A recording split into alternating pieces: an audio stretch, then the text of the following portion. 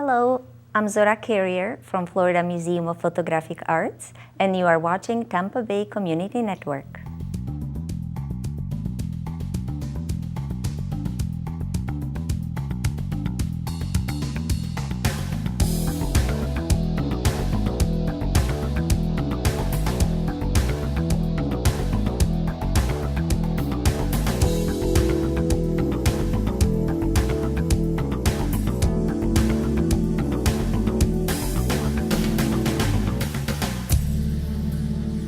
Welcome to Culture Vultures.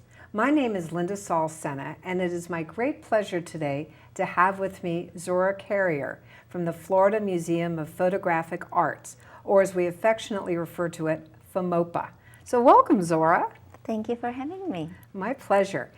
Where is FMOPA? FMOPA is located where all the other art institutions are downtown, and we are in very close proximity to TMA, Children's Museum, very close to Plant Museum. So we are in the triangle where all the cultural life is happening. And you're in a very special building. Tell us a bit about that. Yes, it is an iconic modernistic building built in 80s, and originally it was functioning as a bank headquarters, and then things changed at the end of 20th century, beginning 21st century. And so when the city started to build the Channelside district and started to offer cultural institutions to move in there, we were actually honored and offered this position, and we very much enjoyed the building. Well, the round building is beautiful, but the cubes in front of it are perhaps my favorite space in Tampa. The elegance of the architecture, the openness and airiness is really extraordinary. And you are on the second and third floors, I believe. Yes, our exhibition spaces are on the second and third floor, and then on the fourth floor we have some back room where we organize exhibitions. We frame and we prepare all the logistics around that. So we are on the three floors of that building. It's really a beautiful, beautiful space. So share with us some of the variety of exhibits that you have there. We are focusing on showcasing the most important photography art from the 20th century and then 21st century. So we did some milestone of art history, and we showed Andy Warhol, we showed work of Chuck Close. And then we are also focusing on some historical moments in history, cultural history, even political history. We had a very important show on Civil War. We also presented a show of Dorothea Lange and her historic documentation. And then we also offer space to upcoming artists, to contemporary artists to show their work. So create a platform for their voice.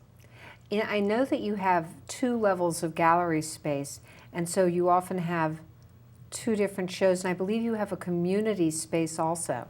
Yes, we are having three exhibition spaces, and the one is exclusively for community-driven events, and we try to engage community life. We offer projects which are reflecting community issues. We had a wonderful project of a Southern musicians, and the foundation, which is documenting their life, put on display portraits of 60 musicians, and that was a community very well received project. We also have projects with other institutions. We are planning one in autumn with aquarium, and that will be a very engaging, and we are very looking forward to have a little different audience come to the museum, engaging with on-the-water photography. Also these projects or these community spaces are offered to local nonprofits. They have their fundraisers and presentations of their work there as well. That's great. Those partnerships are so key among local people. And it also brings folks to FMOPA who perhaps haven't been there before. Definitely, and for us, the outreach and the collaborations with other nonprofits, not necessarily just the ones who are focused on contemporary art, is very important. It keeps us current, it keeps us relevant in the community. So you offer education programs too, yes? Yes, we do, and those are pretty much on daily basis. Every week we offer 3 to 4 different classes to different levels, to different age groups. We have Saturday morning, we have classes for children. We also offer camps, summer camps for children and youth, also for teenagers and high school population. And then we offer classes for adults, very entry-level photography, one-on-one, first step. And then also a little more advanced, working with different softwares, working with different event photography, portraiture photography, landscape photography. All these classes are very popular and very engaging. That's fantastic. So if people were interested in taking photography classes, they'd go to your website? Yes, that's the best way. That's always the most current source of information. And they can schedule, they can register, they can learn about the class, learn about the instructor, and it's probably the best way. But they can always stop by at the museum. We'll be gladly show them around and give them a little explanation about the offerings we have. And when are you open? We are open daily, Monday till Friday, 11 till 6, and then on weekends we are open 12 to 5. So we try to accommodate needs of our visitors and be available whenever they are. 7 days a week, that's pretty unusual. There used to be the cliche that museums were always closed on Monday, but you all are open. Yes, and I think that a lot of things change in the museums and in art museums, and the accessibility is a very important level and quality of our work, and so we want to be there whenever people are available. And if Mondays are the days, then we'll be open Monday. You and I were speaking about the role of museums now that the online world has offered opportunities for people to see art. Would you share that? There were almost scare situation in the end of 20th century that the online accessibility of visual input and imagery will pretty much close the doors of visual art museums. And that is over now. I think that the museums are actually benefiting from the online presence and gladly putting their collections and exhibitions on display online. And it doesn't really hurt the visitorship. It doesn't really stop people from coming and enjoy art personally, because it is a very personal experience in the museum where you can interact in a quiet environment. So that's one level. But then on the other side, there is a social need we have, and we all have certain social and cultural needs. And that's another one, which is museum and visual art museum fulfilling, that we create that space for people who have a similar interest to come and meet and talk.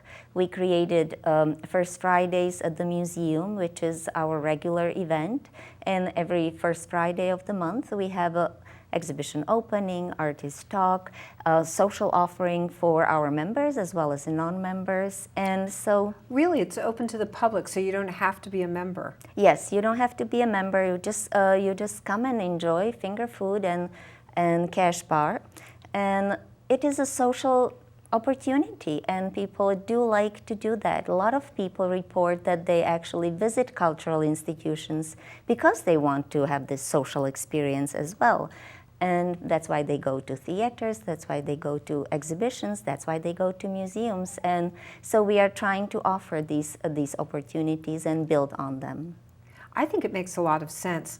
I recently had the experience of going to a conference about television, and normally we experience television individually in our homes, but it was so much fun watching a television show in an auditorium with 1,000 people and everybody booing the villains and cheering the heroes, because I like the collective experience.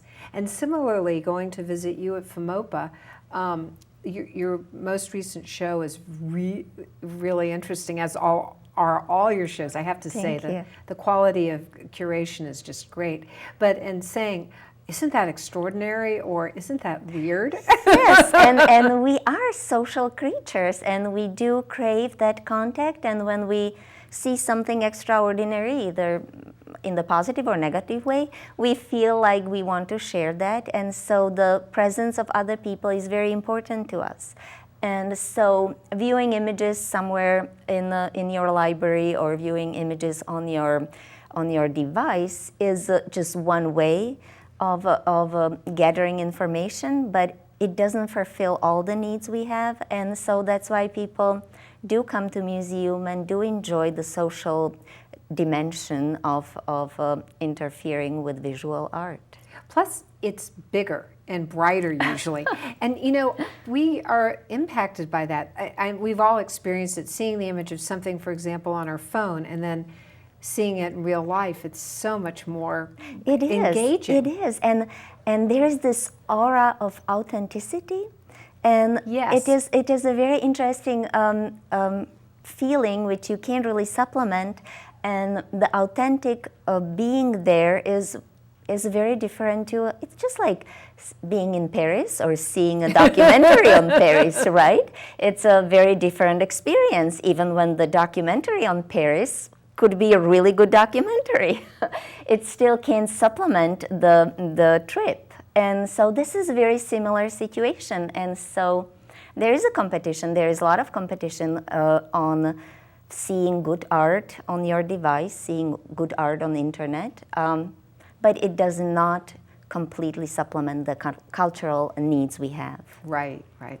And speaking of social needs, I know that in your classes, don't you sometimes take people out of your building into the world to shoot? Oh yeah, it's a community right there, and the classes are kind of small, sometimes no more than 10 people, so there is a real camaraderie going on in those. And the advanced classes are actually happening outside, so the instructors will come up with locations. Either they go and shoot event, or they go and shoot architectural, interesting, iconic buildings downtown, or they go to Ybor and just the everyday life of a community.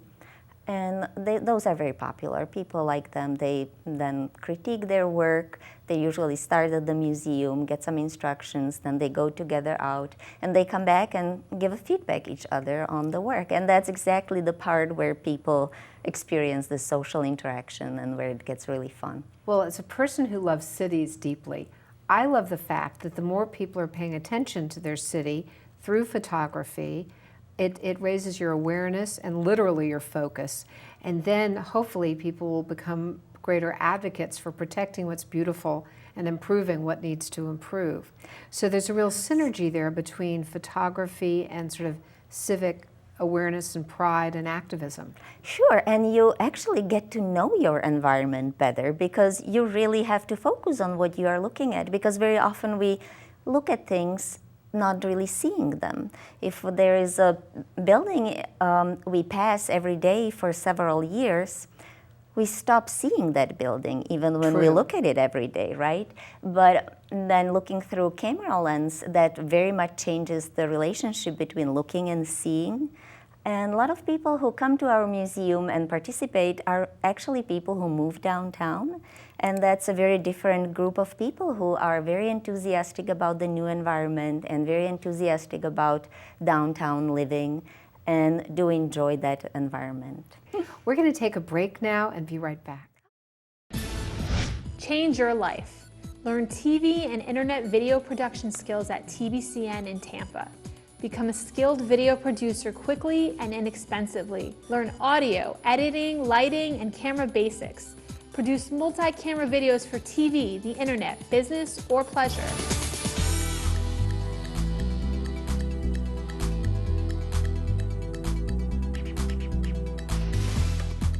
Welcome to my live call-in show on Tampa Bay Community Network. You too can learn to produce and star in your own video programming, or you can have TBCN staff do it for you. Call TBCN at 813-977-5200 today and change your life. Visit our website at tbcn.org and follow us on Facebook, Twitter, and LinkedIn.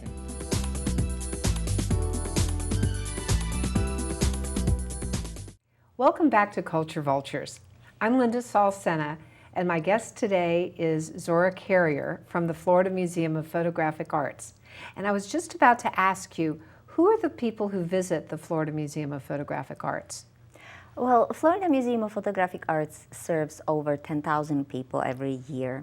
And about 20% of them are visitors to the city, and 20% of them are people who live locally and visit the place because they want to take a class, they want to participate in the social life. And we are trying to offer more and more services for children. Every time there is anything done in school, usually the art programs will get cut. Too true. Any changes will usually reflect on the music teacher, on the drama teacher. And so we try to offer alternative for kids who are interested in art, in visual art, and can take classes in photography, can work on their creative powers. And we have camps, we have Saturday classes in the morning, and they are well attended. They are very, and usually kids come back. Every class is different, so it's not that the same course will be offered over and over again. Kids try to do projects on storytelling through the pictures. Kids try to do some images which can be used online.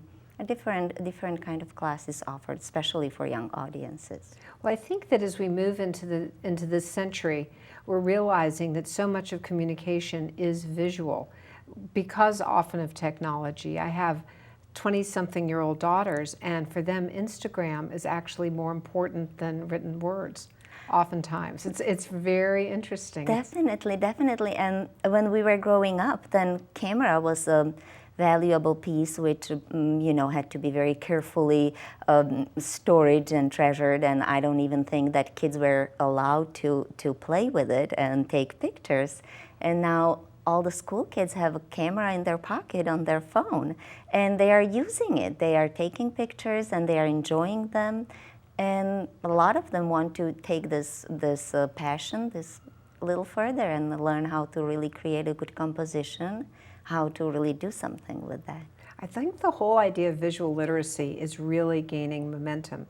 And I love the idea that you all are a center for sharing it and teaching it. And definitely. We understand that dimension cannot be supplemented. And even if the child decides in the future to go in technical direction, even then the art course or workshop will make a stamp and make a difference in their way of thinking, in the way of making decisions. So I think that the art and culture education and the visual literacy is a big part of all our children growing up. And a good investment in our community. Definitely. So how did you come to be in the art biz? You have a PhD, which is very impressive. Thank you. Yes, my PhD is in pedagogy, and I started as an education professional, and then I specialized myself in art education. And then as an educator in the smaller art institutions, you actually end up trying funders for your programs, start writing grants for your programs, then very quickly you find out that you actually have to help promote these programs so people learn about them. And so then I acquired some courses in management. I joined a course on Sotheby's in New York, and then I actually extended my education and took some management and business courses to really be able to manage bigger projects. And that's how I grow into being a director at the museum. Which incorporates all those skills. Definitely. It's a very multitasking position, and we are a small team. And so we do all fundraise, and we all write grants, and then we all serve our members. And then, of course, we help to put up exhibitions. So it's a very much teamwork. And very hands-on. Very multitasking position. Are there opportunities for volunteers? We are always looking for dedicated volunteers, and we have projects where they can come and help and maybe dedicate dedicate hours on maybe more long-term basis, or just come one of the weekends and dedicate one day to help. So there are different opportunities, and they're always welcome. That's great. And interns, do you have interns? We have a wonderful relationship with local universities, and we are getting students from local universities on a regular basis to do their internship, and then most of them stay after even they earn their credit. They stay and stay with the institution and volunteer. And we work with the University of Tampa very closely, as well as USF is our very close partner. But also St. Pete College, we get a lot of interns. Really? Yes, very, very, very skilled, very young professionals, very able to do things. Well, there's a great vibe at your place. I think FOMOPA has this sense of energy and quality. I've always been extremely impressed by the caliber of your shows and the variety of your shows, because you know, people say, well, it's you just show photography, but photography is virtually everything these days. Well, it is a very complicated boundary to see where the photography stops and digital art starts. It's very blurry there, and so probably we can consider ourselves as a place which is showing photography and digital art, and so we extend over the photography in our exhibitions. When people come to FOMOPA, do you find that they get confused about how to find you? Maybe because we do not have presence on the main floor. We are on the second floor. That's where our exhibition spaces are. So maybe there might be a little bit of the confusion, but at the same time, we say that you have to find your way to contemporary art and to visual art. It doesn't really come to you. And so I think that if you just try, you will find us very easily. It's sort of a metaphor. That works really well. That's how it's meant. Yes, we try to put a good signage downstairs so people who look for us will definitely find us. Well, I know that, how many years has FOMOPA been in existence? FOMOPA started in 2001 and started as a space, smaller space in Hyde Park, and then moved a couple years later to downtown on Tampa Street. And then in 2012, we were offered this space by city, and since then we have a very, very strong presence right downtown. I think that your location in connection with the other visual arts offerings downtown, from the Children's Museum to the Tampa Museum of Art, and then over the bridge to the Plant Museum.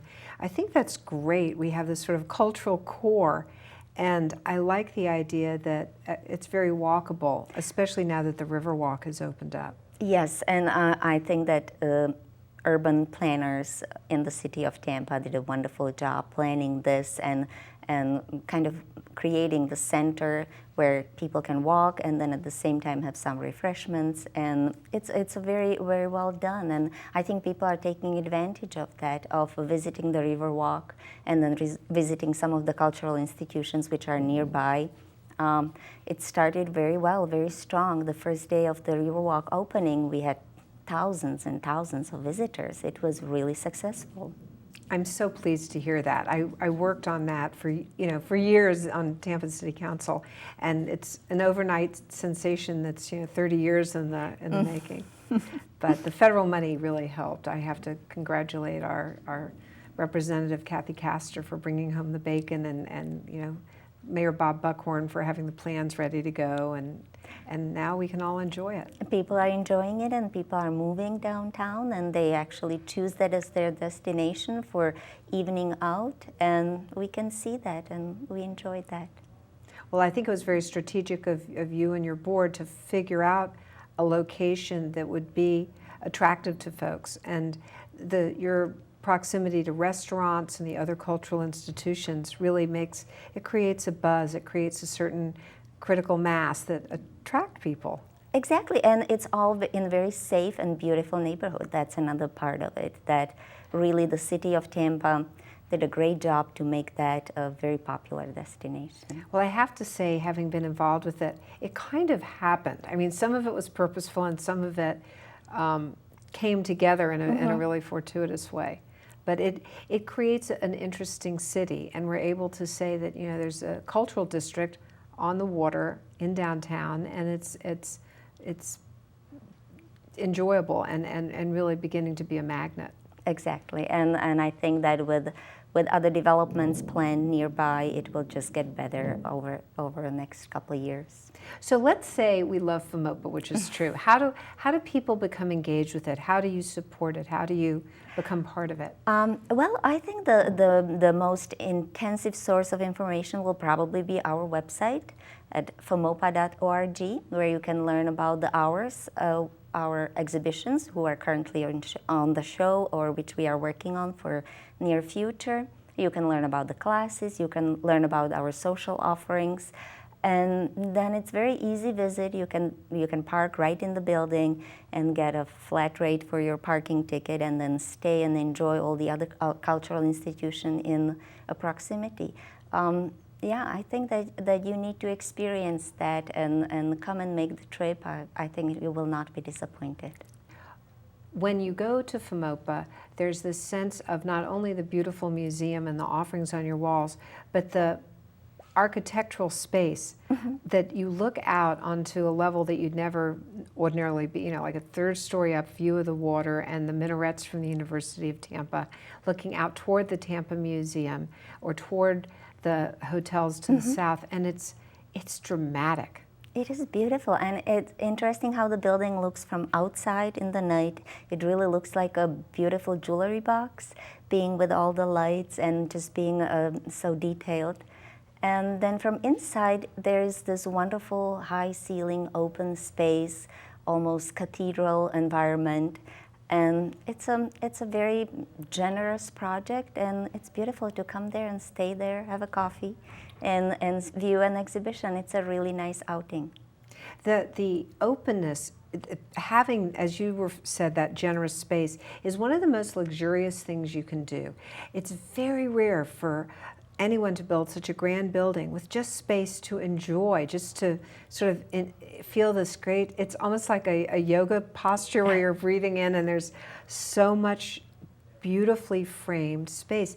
And the geometry of the building and then the adjacent garden is so well thought through. You feel the focus of the architects and designers of the space to create something that isn't at all random. It's very clearly thought through so that you experience the sense of high design, high modernist culture, and it's open and it's free. It's really special. It is beautiful, and I think all the qualities of the high functioning buildings, windows, walls, surfaces are very valuable and adding to the experience.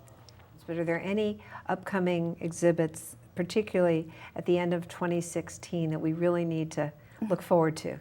Well, we will have at the beginning of 2016, we will have a very important show of contemporary Islamic photographer, and that's really? Yes, and this is a project we are working with, a collaboration with the Riddling Museum. They are opening a department of Asian visual art, and it will be a research center as well as exhibition center, because the school is connected with the Riddling Museum. And they will have 1,000 years of history of Islamic art in the gold, ink, and silk. And we are trying to complement that exhibition with some contemporary art from artist who is based between Tehran and Berlin. And she exhibited very widely in the United States. And so it's going to be a very interesting show, and I'm very excited about that collaboration. And it is a continuity of the Bridging the Bay. And I think that it was very successful when it was done with the Chinese show a year ago. Yes. And we believe that we can continue that success and bridge the Tampa Bay a little bit with the Riddling Museum. That's very exciting. Well, Zora, you have brought some great energy to FOMOPA and to our whole area culturally. And I'm so glad you're there. And I thank you so much for joining me today. And I want to say that it's such an exciting opportunity to visit your museum. And the public is very fortunate to have this resource, you know, just in the middle of downtown Tampa. Thank you very much, and thank you for the opportunity and invitation. Thank you so much. Well, and thank all of you who've had a chance to join us here at Culture Vultures. Tune in again.